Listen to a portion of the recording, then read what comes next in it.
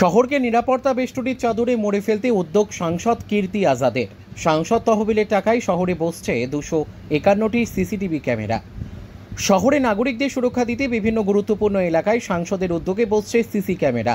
শহরের সার্বিক নিরাপত্তার কথা মাথায় রেখে অত্যাধুনিক সিসিটিভি ক্যামেরা বসিয়ে শহরকে নিরাপত্তা বলয়ের ঘেরাটোপে আনতে উদ্যোগী হলেন বর্ধমান দুর্গাপুর লোকসভা কেন্দ্রের সাংসদ কীর্তি আজাদ। সাংসদ তহবিলের 30 লক্ষ অর্থ ব্যয়ে শহরের বিভিন্ন গুরুত্বপূর্ণ এলাকায় মোট 251টি অত্যাধুনিক সিসিটিভি ক্যামেরা বসানো হচ্ছে। ফলে এই সিসিটিভি ক্যামেরায় সর্বক্ষণ পুলিশের নজরদারি চালানোর পাশাপাশি বিভিন্ন অপরাধ প্রতিহত করা ও তদন্তে সুবিধা হবে বলেই আশা করা যায়। শনিবার আসানসোল দুর্গাপুর পুলিশ কমিশনারেটের ডেপুটি কমিশনার পূর্ব অফিসে সাংসদকে সাথে নিয়ে একটি সাংবাদিক বৈঠক করেন কমিশনার সুনীল চৌধুরী। কমিশনার সুনীল চৌধুরী জানান, শহরের 78টি জায়গায় 251টির সিসিটিভি ক্যামেরা বসানো হবে। এরই পাশাপাশি দুর্গাপুরে একটি সিসিটিভি কন্ট্রোল রুম তৈরি করা হচ্ছে, যেখানে দিনভর লাইভ ফিড দেখতে পাওয়া যাবে। ফলে শহরবাসীর বিশেষত মহিলাদের নিরাপত্তা সুনিশ্চিত করতে যা অনেকাংশেই কার্যকরী। শুধুমাত্র নজরদারি চালানোই নয়, অপরাধ প্রতিহত করা ও তদন্তে গতি আনতেও এটি কার্যকরী। শহরে ট্রাফিক নজরদারিও আরও সুগঠিতভাবে করা সম্ভব। শহরের ট্রাফিক আরও সুগঠিত করতেও এটি সমান কার্যকরী। এখনও পর্যন্ত আসানসোল দুর্গাপুর পুলিশ কমিশনারেটের এলাকায় প্রায় 1000 সিসিটিভি ক্যামেরা লাগানো হয়েছে। এর মধ্যে দুর্গাপুরে প্রায় 600টি সিসিটিভি ক্যামেরা আছে। আগামীতে আরও সিসিটিভি ক্যামেরা লাগানোর পরিকল্পনা আছে। সাংসদ কীর্তি আজাদ বলেন, তার দাদা 1975 সালে মধ্যপ্রদেশ ক্যাডারের আইপিএস অফিসার ছিলেন। পরে গোয়েন্দা বিভাগের আধিকারিক হন। বর্তমানে তিনি অবসরপ্রাপ্ত। দাদার কাছে পুলিশের অনেক গল্প শুনেছেন, কিভাবে জনসাধারণের সুরক্ষার জন্য তারা দিবারাত্রি নিরলসভাবে কর্তব্য পালন করে যান। তাদের প্রতি কৃতজ্ঞতা জ্ঞাপন করেন তিনি। পুলিশের পাশে দাঁড়াতে পেরে তিনি গর্ব অনুভব করেন। প্রসঙ্গত উল্লেখ্য, কোকোবেন থানা এলাকায় 700টি, দুর্গাপুর থানা এলাকায় 80টি, এনটিএস থানা এলাকায় 30টি, কাকসা থানা এলাকায় 62টি ও বুদবুদ থানা এলাকায় 12টি, সাকুল্যে মোট 251টি সিসিটিভি ক্যামেরা বসছে শহরে, যা শহরের নিরাপত্তা ব্যবস্থাকে আরও উন্নত করবে তা বলাই বাহুল্য। এই উদ্যোগকে সাধুবাদ জানিয়েছেন আপামর শহরবাসী। দুর্গাপুর থেকে বিধানচন্দ্র গাঙ্গুলির রিপোর্ট, ক্রাইম প্রেস বেঙ্গল নিউজ। एक दिन हम कमिश्नर साहब के साथ बैठे थे और आपस में बातचीत हो रही थी। उसी संदर्भ में आपसे जानने का प्रयास किया कैसा सब कुछ चल रहा है।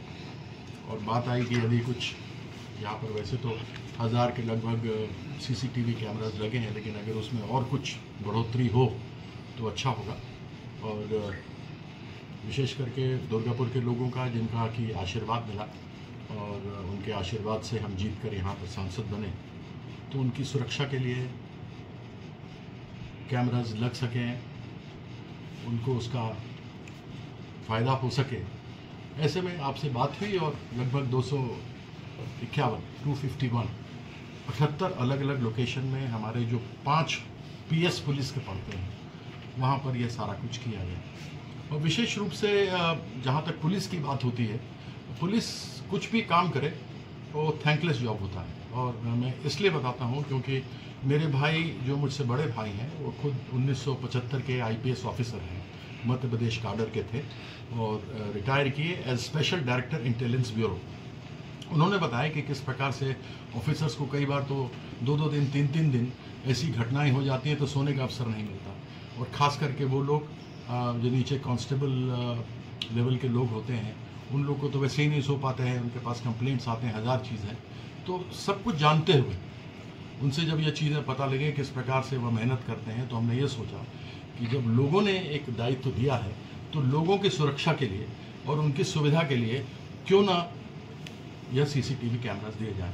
तो मैं धन्यवाद करता हूँ सीपी साहब का कि सुनिएगा कि उन्होंने यह एक मुझे सुझाव दिया और हम अपना योगदान कर पा रहे हैं। हमने उनसे ये भी कहा है कि कई बार छुट्टी मिलती नहीं है, लोग 8-8 घंटे 12 घंटे काम करना होता है, लेकिन उससे अधिक काम करते हैं। ऐसे में अगर मान लीजिए कांस्टेबलरी कहीं हो, पुलिस स्टेशन हो या कुछ हो, उनकी सुविधा के लिए, जिससे कि वह और ऊर्जावान बन सकें और अच्छा कार्य कर सकें, मुझे कुछ देने का अगर आवश्यकता पड़ेगा तो पुलिस थानों में या दूसरी जगह पर भी हम देंगे। तो हम एक बार पुनः धन्यवाद करते हैं सीपी साहब का कि उन्होंने इन जगहों को चुना है जो हमारे दुर्गापुर के लोगों की सुरक्षा के लिए अच्छा रहेगा। और आपको जैसा बताया मेरे बड़े भाई खुद पुलिस में रहे, तो मेरा भी व्यक्तिगत प्रेम उन लोगों के साथ में है। तो इन्हीं शब्दों के साथ मैं पुनः धन्यवाद करता हूँ और आशा करता हूँ कि यह काफ़ी उपयोगी दुर्गापुर पुलिस के लिए साबित हो। स्टार्ट हो गए বাংলায় তো হ্যাঁ বাংলাতে বলুন স্যার। আমার সঙ্গে আমাদের দুর্গাপুরের মাননীয় এমপি শ্রী কীর্তি আজাদ আমার সঙ্গে আছেন। বেসিক্যালি আপনারা সবাই জানেন মাননীয় সাংসদ সাহেব এখানে দুর্গাপুরের ডেভেলপমেন্টের জন্য অনেক কাজ করছেন। তো উনি আমাদের এই দুর্গাপুর সিটি এবং তার আশেপাশে যে এরিয়া আছে, যে টাউন এরিয়া, ওখানে মানুষের পাবলিক সেফটি সিকিউরিটি ওর জন্য আমাদের সাহায্যের হাত বাড়িয়েছেন। ওনার এমপি ল্যাড ফান্ড থেকে 30 লাখ টাকা আমাদেরকে সিসিটিভি ক্যামেরা বসানোর জন্য উনি স্যাংশন করেছেন। এই 30 লাখ টাকার মধ্যে আমরা অ্যারাউন্ড 250 সিসিটিভি ক্যামেরাজ, যেটা 78 লোকেশনে থাকবে, ওখানে আমরা ইনস্টল করব।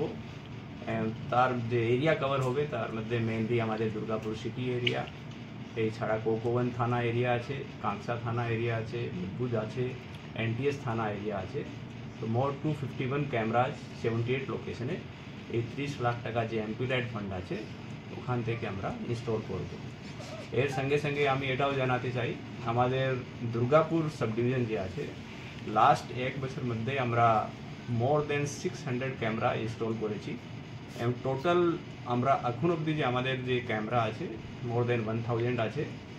এই 250 আরও বাড়িয়ে এটাকে আমরা ইনস্টল যখন করতে পারবো, তারপরে আমরা অ্যারাউন্ড 1300 ক্যামেরা আমাদের এই দুর্গাপুর সাব ডিভিশনে হয়ে যাবে। এবং টোটাল আসানসোল দুর্গাপুর কমিশনারেট যে এরিয়া আছে ওখানে অ্যারাউন্ড 3000 ক্যামেরা আমাদের হয়ে যাবে।